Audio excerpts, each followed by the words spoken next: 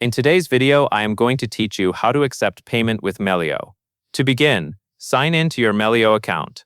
Once you are logged in, take a moment to look at the main layout so you know where everything is. The left sidebar is where you will find the tools for getting paid and managing your incoming payments.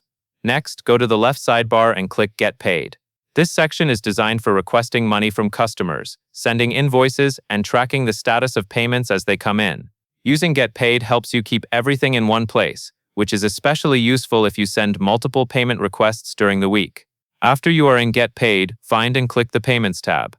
This is where you can view payment activity and start a new invoice. From there, click Create Invoice to begin building a payment request for your customer.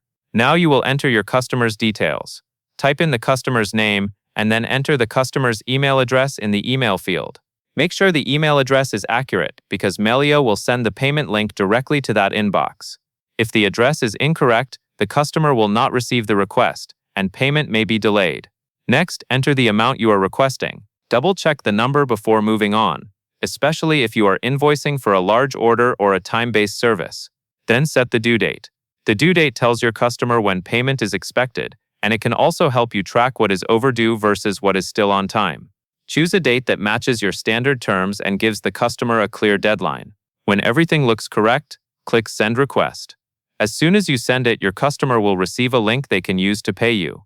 Melio allows customers to pay through ACH bank transfer or by card, depending on what they prefer. This flexibility can make it easier for customers to pay quickly, since they can choose the method that fits them best. Once the request is sent, you can return to the payments area to monitor activity and confirm when the payment is completed. And that is all there is to it.